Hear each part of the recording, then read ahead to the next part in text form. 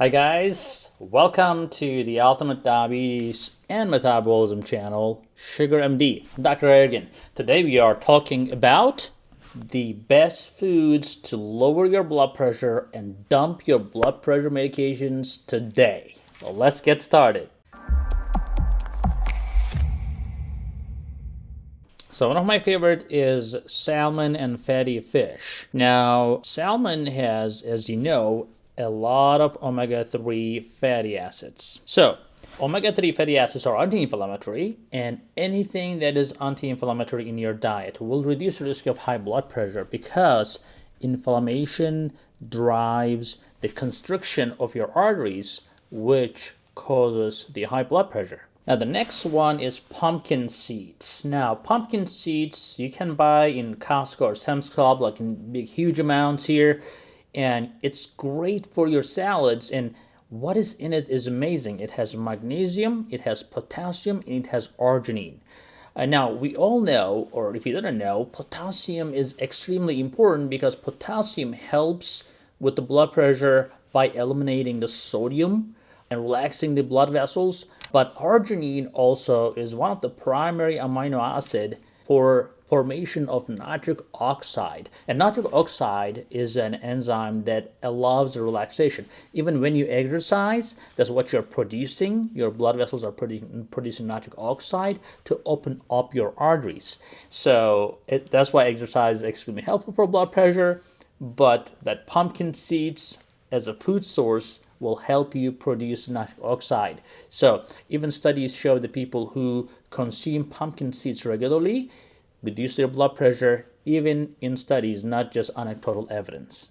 Another food source is beans and lentils. Again, it's very high in magnesium, it is high in potassium and fiber. And now lentils especially are so high in soluble fiber, not only helps your blood pressure, but also helps your cholesterol. So guys, if you are not trying this or didn't give a chance yet, try to slowly incorporate beans and lentils to avoid bloating. Because if you're not eating those foods normally, you will get bloated and you'll be like, what's going on? But yeah, slowly get started and you will see amazing benefits from them. Next in the list is berries, all sorts of berries, all sorts of berries with color. Even actually mulberries are very good. So basically they have something called anthocyanins, the substance that gives the color to the berries. Now that same product allows to increase the nitric oxide again, but also what they do, they inhibit the production of the enzymes that causes the vasoconstriction, which is closing up of your arteries. So remember, berries, one portion at least every day. Now pistachios is one of my favorite nuts. Well, because in Turkey, that is the favorite nut. So hazelnut and pistachios is all we eat. Peanuts is common in America. We don't really eat that much peanuts. And actually, to be honest with you, peanuts are overly consumed in the United States, but benefits is not as near as pistachios. So pistachios are amazing with the potassium content. Like we discussed, potassium allows your blood vessels to relax, and potassium eliminates or help eliminate the sodium in your body, which is the primary driver of excessive fluid in your body. So if you want to lose some weight, get rid of some of the water retention you have, you try to increase your potassium. So the potassium sodium ratio is very important. Stop those foods that are come in a package or come in a can. All the processed foods are full of sodium. So if you eat sodium, you're not going to get the benefit from potassium as much. So because it's a ratio game, right? So the more potassium you have from vegetables and fruits and less sodium you're getting from the processed foods, you're getting the most benefit. Another one is carrot, guys. Carrot is amazing. It's crunchy, sweet, delicious. Of course, too much of it can spike your blood sugar, but carrots, especially when consumed raw, help a lot reducing the blood pressure.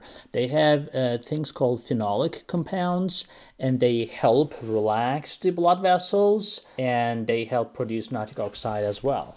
The next is celery. Celery is awesome. They have something called phthalates in that plant source. So it is also amazing to help lower the systolic blood pressure. Tomatoes are next, and tomatoes are great, especially when they are eaten as a whole food, not necessarily as a ketchup or a sauce. But when you use tomatoes, fresh tomatoes in your dishes, commonly it helps a lot. I actually eat tomatoes at breakfast. It's not a bad combination actually to have cucumber and tomatoes and some feta cheese or the cheese of your choice is a really great combination. I also watermelon, some red grapes can be a good option for breakfast as well, especially when there's cheese, some salty and sweet. It goes well great together. So, but at any rate, they have something called lycopenes, and these lycopenes are also very helpful. And tomatoes are full of potassium as well. Now you guys are gonna be saying like, what about bananas? He didn't say bananas. Bananas is like the poster, right? For potassium. Well, they are. I mean, they help with the potassium, but the problem with the bananas, like you all know, especially the ripe bananas, and the bigger the bananas, the riper the bananas, the higher the blood sugar spike you're looking for. But as I said, if you're an active person, you're gonna take a walk, you're gonna be physically active. Eating a banana is not gonna kill you. You can do that. If you want to eat banana, but be physically active if it is spiking your blood sugar. And there are a lot of people who will eat banana and they'll be just fine. Their blood sugar is not going to spike, but some people will do have spikes with the banana. And for those people, I either say either have less of it or just be more active in order to avoid blood sugar spikes with banana. But a great source of potassium, it also helps with the blood pressure as well. And how can we skip broccoli, right? Broccoli is extremely popular in popular science or popular health, and there is a reason for it to be popular. They have this pigment-forming substance called flavonoids, and they are extremely helpful with antioxidant features and high potassium features. Again, remember, if you want to remember from this video, something out of this video, just eat the colorful stuff. So the nature, God, I believe in God, you may not, but at any rate, somebody puts those colors on those vegetables for a reason. Eat colorful. If you do not have color on your plate, you are missing out. So make sure you have a lot of vegetables and fruits that are full of colors.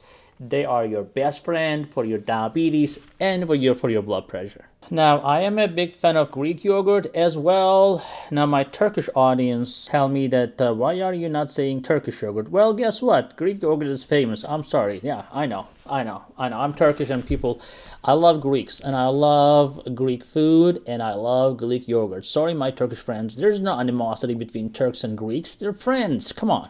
Anyways, the Greek yogurt is great, strained yogurt, whatever you call it. It helps with a lot of potassium. Now, it's a great probiotic as well. Now, you may not be a person like a yogurt person, but try it. I mean, with some fruits on top, I think it can help you as a great snack for both diabetes and to help your blood pressure as well. And there are a lot of course, the herbs and spices that can help your blood pressure as well.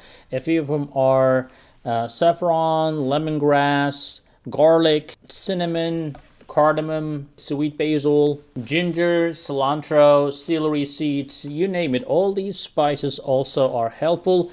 They are also helpful when you use spices in your diet. You will realize that you need less salt. So if you have this high salt addiction, if you're the person who just wants to add salt to your diet, add spice, because your taste buds can be easily diverted from the salt, and the spice will give you the taste that you're looking for and will reduce the need for adding salt to your food. So you may be familiar with me talking about spinach. Spinach is great unless you have a kidney stone problem, but spinach is full of fiber and antioxidants and nitrates, which is the source for nitric oxide. So definitely spinach is something you can add on to your salads, you can cook it, but high fiber, high potassium content of spinach makes it a great addition to your diet as well if you have high blood pressure. So how about the seeds, the flax seeds and chia seeds? Now, as you know, I love chia seeds. You can make a chia seed pudding for breakfast and it's good for your diabetes. They are very high in fiber, high in magnesium and potassium. So as a result, these seeds, the chia seeds and the flax seed, also is very good for your blood pressure. Now, of course, last but not least, I would say beets are very, very good. You can add beets to your salads. You can drink beet juice, or you can just take some beet capsules that are sold as a supplement. But adding beets really boosts your nitric oxide quite a bit. Not only helps your blood pressure, it even helps with your athletic performance as well. So consider beets in your diet as well, guys. So guys, I hope that is helpful, and I appreciate you watching and learning. Please share, please give a like, write a comment. I'll try to answer the questions from our subscribers. I may not give you an exact prescription, but I'll try to tell you what I know. And stay in the community, guys. We'll talk to you later. Alright, thank you for watching, and I want you to be more informed and more educated. So to do that, go ahead and watch this next video right here.